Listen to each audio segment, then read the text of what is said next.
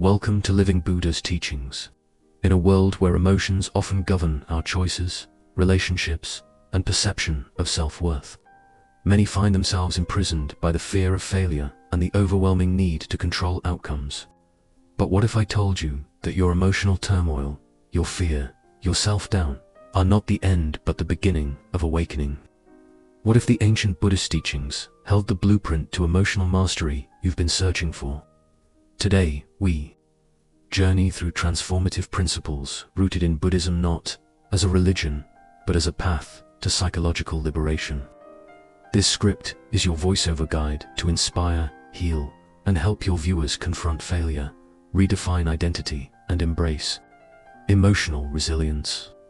So take a breath, clear your mind, and let's begin.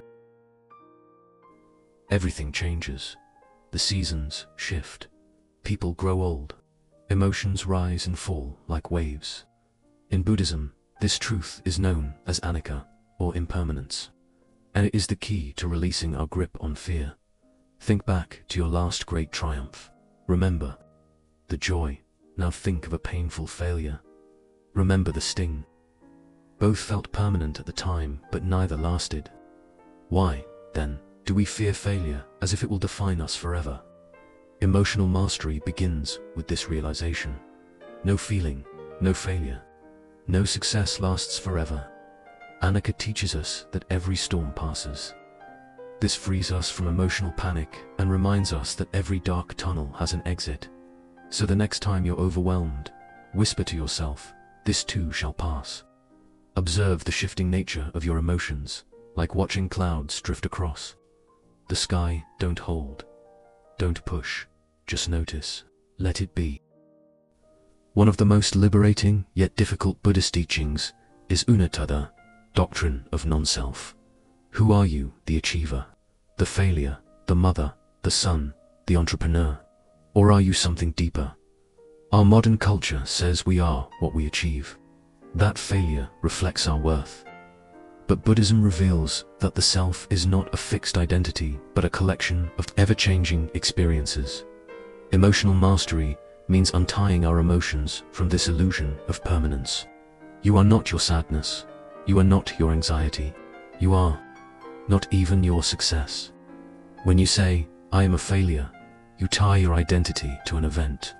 But when you say, "This attempt failed," you create space. You breathe, practice speaking to yourself with detachment and kindness. This experience happened. I am learning from it. You are not your emotions, you are the space in which they arise. Dukkha is often translated as suffering, but it's better understood as dissatisfaction or unease. We suffer not because of what happens, but because of our resistance to what is. We crave success and fear failure. We crave praise and fear criticism. This craving, or tanha, is what tightens the emotional grip around our minds. Buddhist teachings encourage us to meet each moment with acceptance, not resistance. Emotional mastery is not about eliminating emotions, about learning to coexist with them peacefully. So the next time fear arises, instead of fighting it, sit with it.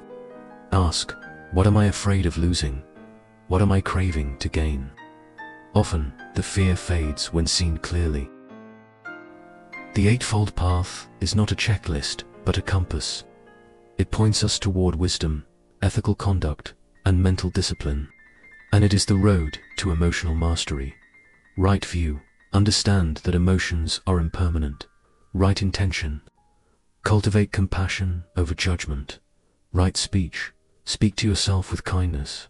Right action, choose actions that align with inner peace. Right livelihood, engage in work that doesn't disturb your spirit. Right effort, make consistent. Gentle effort. Right mindfulness, observe emotions without reacting. Right concentration, anchor the mind through meditation. Each step is a tool.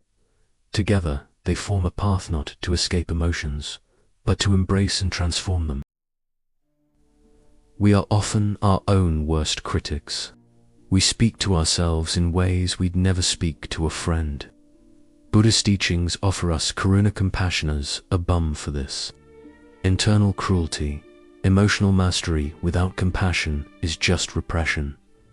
But when we soften toward ourselves, healing begins. When you fail, don't ask, "What's wrong with me?" Ask, "What am I learning?" Place your hand on your heart and say, "May I be kind to myself in this moment." The journey to emotional mastery isn't about never feeling pain. It's about staying present with the pain and responding with wisdom and love. So what do we take away? That fear is not your enemy. That failure is not a verdict. That you are not your thoughts. That every emotion, every trial, is part of the path. Buddhist teachings don't promise a life free from struggle, but they do promise freedom within the struggle. And that is the essence of emotional mastery. Let this video be a gentle reminder. You are not broken, you are becoming. One breath at a time. One moment at a time. You are walking the path. Thank you for watching Living Buddha's teachings. If this message spoke to your heart, like the video, subscribe, and share this gift of ancient wisdom. Together, let us rise with courage, wisdom, and compassion. Until next time, may you walk your path with peace.